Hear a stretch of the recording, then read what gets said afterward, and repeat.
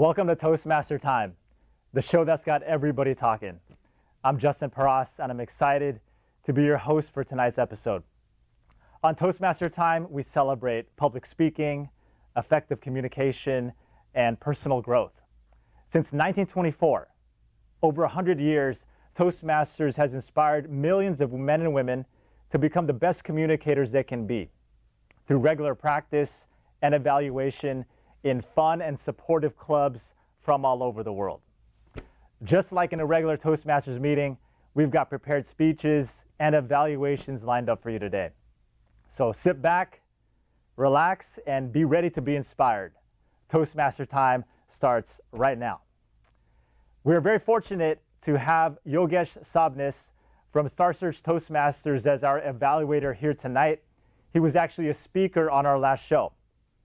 Yogesh, welcome back to Toastmaster Time. Please share with us what's in store for tonight's episode. Thank you, Justin. I feel honored that I will be evaluating these wonderful speeches today.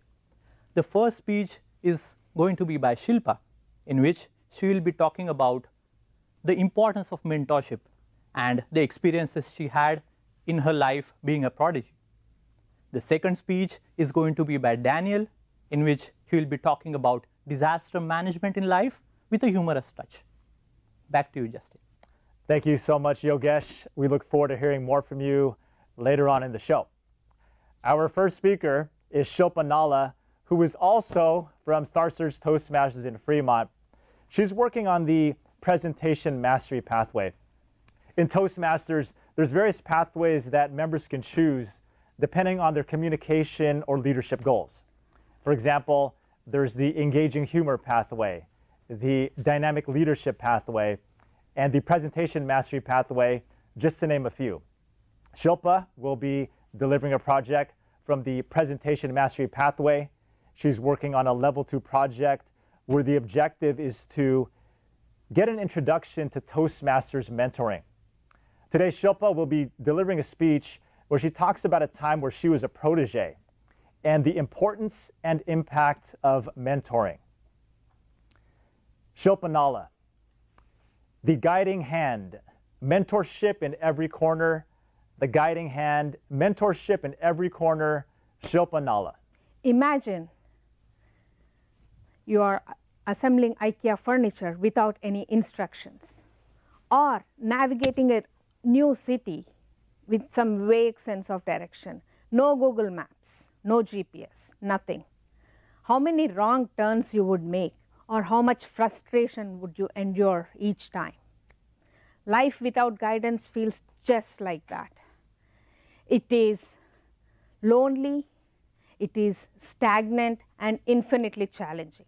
It's like walking alone in dark.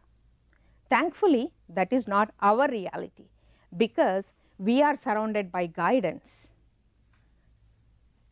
Today, I would like to explore the power of mentorship. When we typically think about mentors, we often think about formal mentors who are assigned to mentees. They have regular meetings, they have common growth discussions, they have dedicated space for guidance. But don't forget the informal mentors that are around us. They are our family, our friends, our colleagues, and fellow Toastmasters. These informal mentors inspire us by sharing their stories, by encouraging us, by nudging us and pushing us to test the waters which we wouldn't otherwise. I have benefited from both formal and informal mentors. So for most of my career, I was not thinking about growth at all. My focus was my family and my work. I was just in emotion, just getting things done. But when I took the leadership position, I have realized that just getting things done is not sufficient. You need to be making sure that your work is visible and you are recognized. And it was not about me at that point, it was about my team. Moving forward, what I did was, like, I was having these discussions with my colleagues, talking with them about leadership, growth hurdles, and one of my colleagues mentioned, "Hey Shilpa, I was in your shoes. I was just doing my work and like not thinking much about it. Then I took this class several years ago. It's called the Project Leadership and Communication at UCSC Extension. And it really changed my life. I think you should take that class." Me being me, I am like, oh my God, it's like 3 months commitment, 3 hours class every week after work, and assignments on top of it. And I have kids at home. Come on. I have to choose their work or my work. Then I said, if I want any change at all, I knew that I had to take that first step. And I did. I looked up the class, and luckily it was being offered on a Friday, and that too in the evening. And it was a hybrid class, cherry on the ice cake. I was like, okay, Friday, Saturday I don't have to go to work, and then I can just like finish all my assignments over the weekend. Why not just take the class? And I sure did. I enrolled into the class. I finished it with 99%. Great. And then that class changed my perspective about project leadership and communication. It helped me adapt to the organizational changes at my work. And not only that, it nudged me right here to Toastmasters. After joining Toastmasters, I was assigned a formal mentor. He was an eloquent speaker, and he has won several speech contests. I met with him few times. He gave me like instructions on how to create a speech. He guided me on like, how to add humor to the speech. And then he was like, okay, Shilpa, here is how you practice it.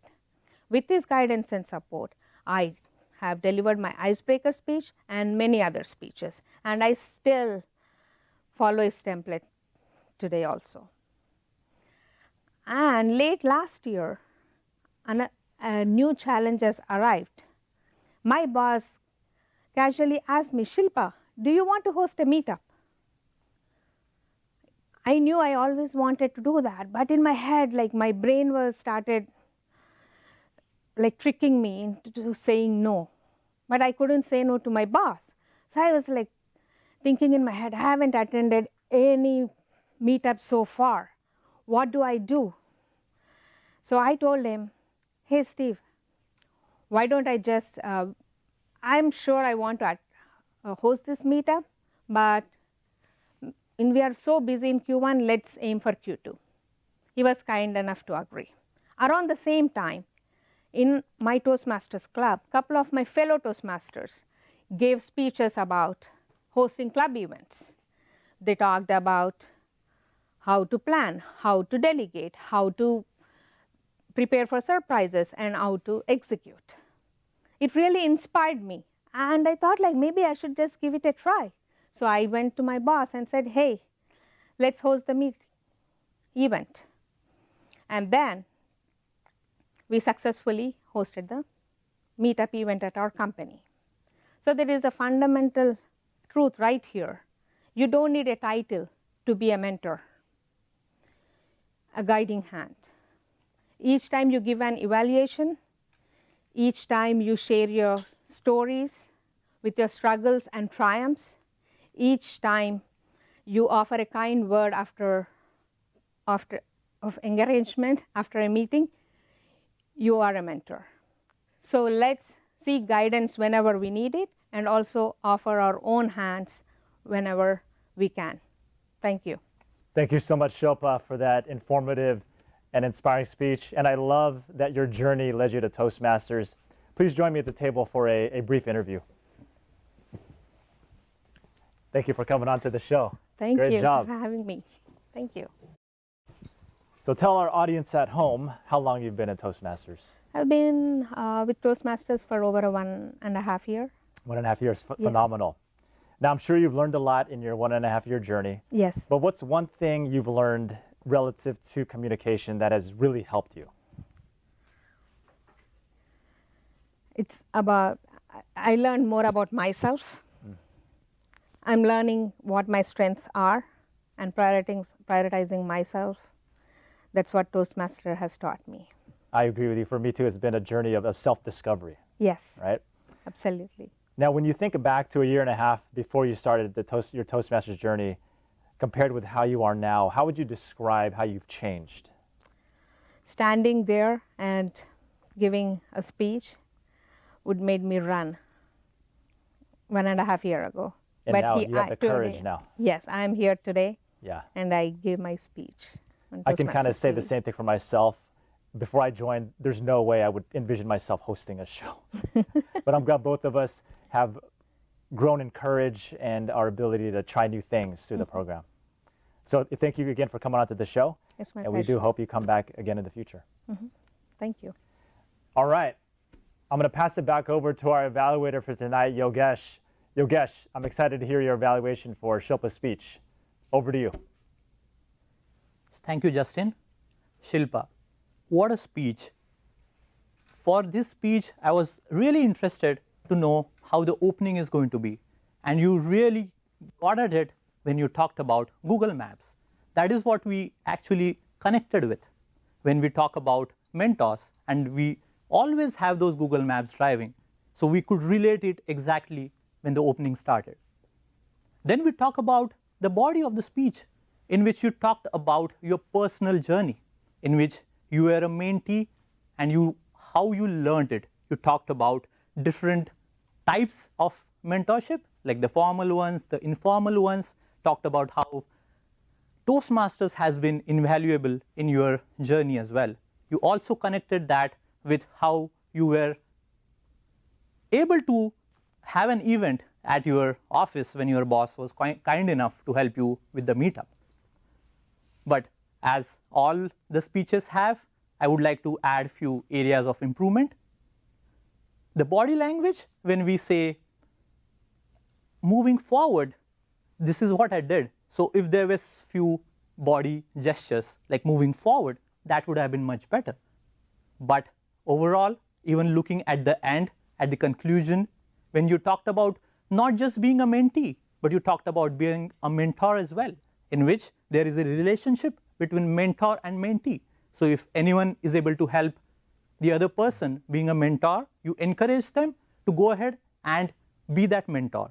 As well as you talked about enrolling in that course that really helped you. I myself, definitely, I'm going to enroll in that course. And I think the audience is also going to be exploring that option. Once again, absolutely wonderful speech. Thank you so much for sharing your journey with us. Back to you, Justin. Thank you, Yogesh, for that evaluation. For our viewers at home, Yogesh employed the sandwich technique, which is where he started with positive feedback, then went into the constructive feedback, and then sandwiched it with more positive feedback. We like to use that technique here at Toastmasters because it helps to leave the evaluation on an encouraging note. Thank you again, Yogesh, and we look forward to hearing back from you after our second speaker. At this point, I'd like to introduce our second speaker, Daniel Kilburn, who is representing North Bay Speech Masters. He's working on the Engaging Humor Pathway. This is a level 2 project where the objective is to connect with your audience. This is going to be a humor-infused call to action where Daniel is going to use real-life disasters to drive home the importance of the 4 pillars of disaster management: mitigation, preparedness, response, and recovery. Daniel Kilburn. Disaster doesn't knock, it breaks down the door. Disaster doesn't knock, it breaks down the door. Daniel Kilburn. And sometimes it's best to have a pair of pants by your bed. Fellow Toastmasters guests, and whoever you are right now watching this and not paying attention to your weather alerts, hello. So let's put this into perspective here.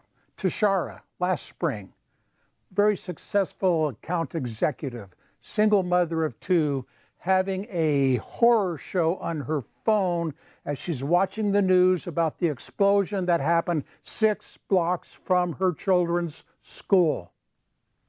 The area is locked down. Cell towers are jammed up. No one can get any information in or out, and it takes 2 hours for her to realize or find out that her children are safe.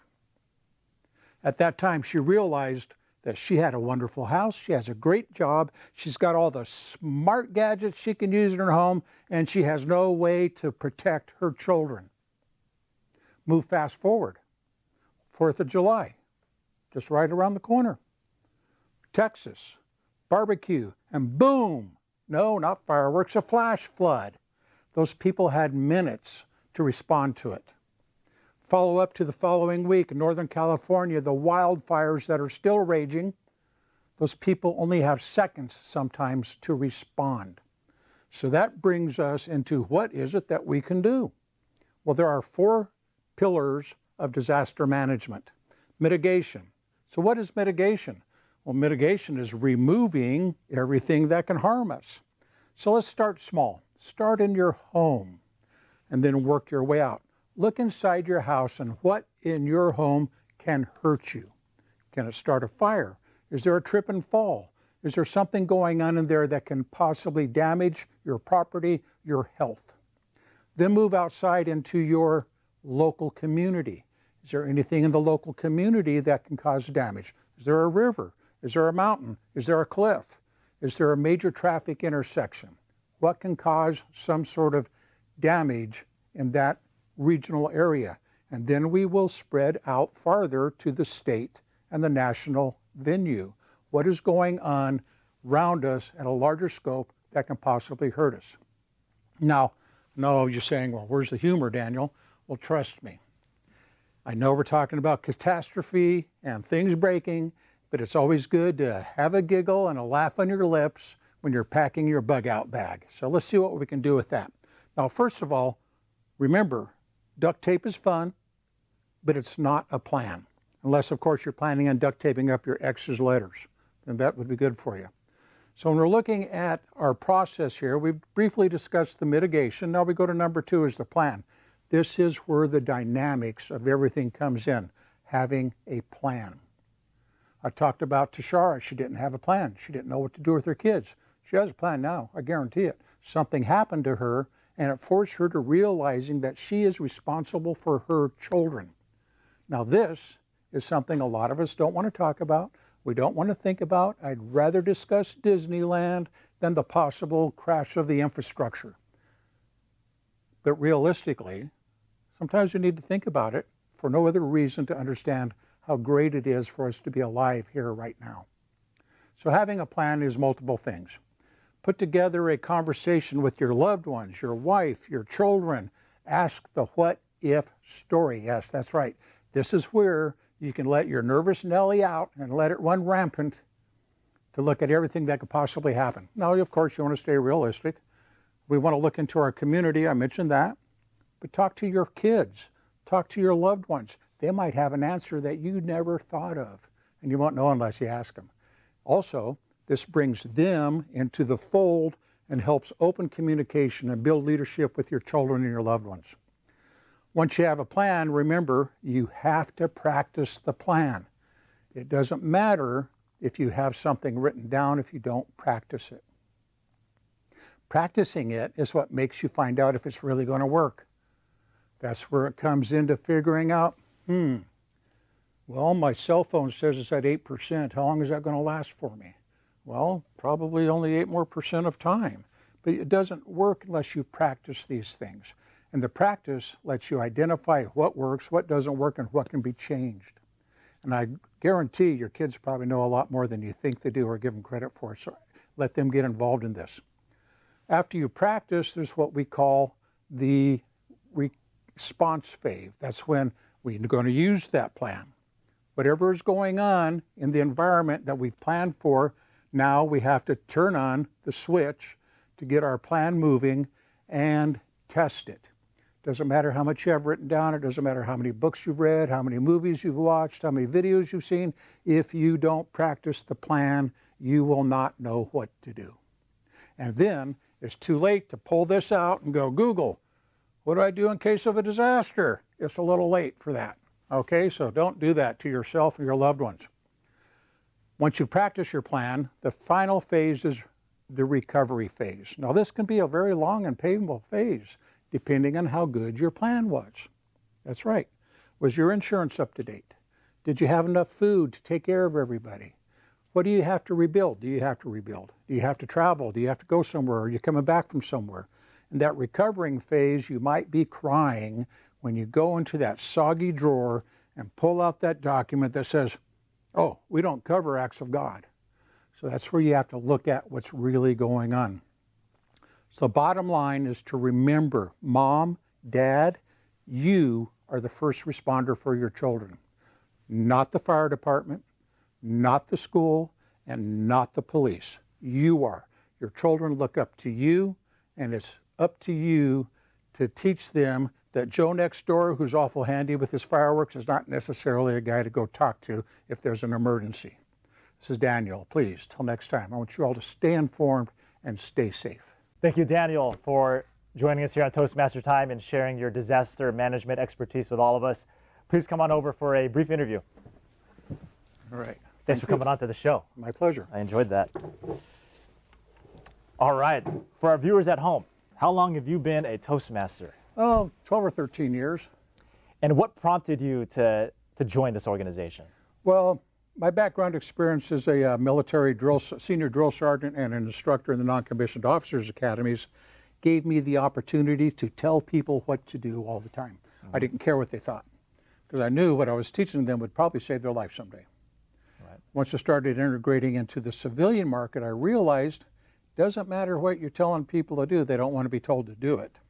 So I said, I need to learn some skills and let it come to the point where you think what I'm telling you to do is actually your idea.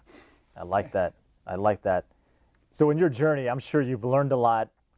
What's one thing for, let's say, an amateur speaker out there who's looking to improve their communication, one thing you've learned in your journey that really helped you out? Listening. Now, being somebody who spoke a lot because I was instructing, I wasn't really listening a lot. And I realized over a period of time that, I got these two things up here, maybe I should use them, find out what the feedback is, and that way I can manage my conversation a little better to fit the needs of the people I'm talking to. Now, it's interesting, I can give them what they need, but they really want me to give them what they want. Right. So if I know what they want, I can give it to them, and then I can slide in what they need underneath it. I love that.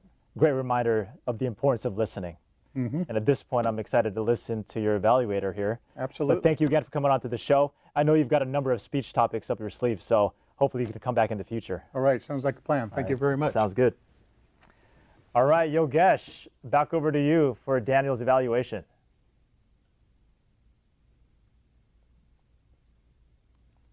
Thank you, Justin. Daniel, what a speech, disaster management. When I initially looked at that speech name, I felt, how are you going to pull it off, this being a humorous speech? Because whenever I think of disaster management, I always feel this is an intense topic. But the way you started with an opening and then used actually the gadgets during your stories that you shared. I remember when you use the phone and say, hey Google, I'm in disaster, but that is too late at the time. That was a great way of engaging with the audience, because when you initially shared the stories in Northern California and what happened there and the response time the community had, it was really important that you are able to convey that and proceed with it using some gadgets. That was a great way of moving forward with it. I liked the body language that you had. You said there are 4 ways to mitigate. Number 1 is this, number 2 is this. That was great because you had a great body language. We were able to flow when you're talking about the techniques for disaster management. Whenever we look at disaster management techniques, online or otherwise, it's normally a dry subject. We look at 1, 2, 3, 4, but the way you added the incidences and how we should be doing that, how we are going to mitigate the disaster, that was really helpful. And you talked about this, talking about the parents, talking about moms and dads. You are the first respondents. So the parents who are listening to this were engaged in this. You also talked about the kids that they also know a lot of things. So we should be communicating with the kids as well. So the kids as well as the parents were engaged in this speech. One thing I would like to add as an enhancement, because this was I would say a wonderful speech without any additions or improvements, but as always there is some scope of improvement. So if I can think of, I would say we talked about different incidences in here. We talked about Tushara and in Northern California. But if you are able to add some personal story to it, how it helped you, one of these techniques, that would have added more engagement with the audience. But that is not to say that this was something that didn't connect with the audience. This was an awesome speech. At the end, the conclusion was also great when you were talking about the parents, talking about the kids as well. Thank you again for a wonderful speech, and I'm very happy that I was able to review your speech here. Back to you, Justin. Thank you, Yogesh, for that evaluation. You displayed phenomenal listening skills. For viewers at home, being a strong evaluator requires you to listen very intently, and Yogesh displayed that here today. Unfortunately, that's all the time we've got for tonight's show. Thank you so much for watching. To view past episodes of Toastmaster Time, I encourage you to check out our YouTube page at the link below. Toastmaster Time is sponsored by District 57 Toastmasters. For more information on this phenomenal district, please check us out at d57tm.org. And for general information on Toastmasters, including where you can find a club near you, more information on the various pathways, and free public speaking tips, be sure to check out toastmasters.org. I want to thank our wonderful speakers, Shilpa and Daniel, for sharing their wonderful stories with us here today. And of course, Yogesh for the valuable evaluations. And I can't end the show without thanking our wonderful staff and all the volunteers here at the Mid-Peninsula Media Center. Without their graciousness and all their help and expertise, this show would not have been possible. So thank you so much. On behalf of all of us at Toastmaster Time, I want to encourage you to keep learning, keep growing, and keep speaking. Have a great evening, everybody.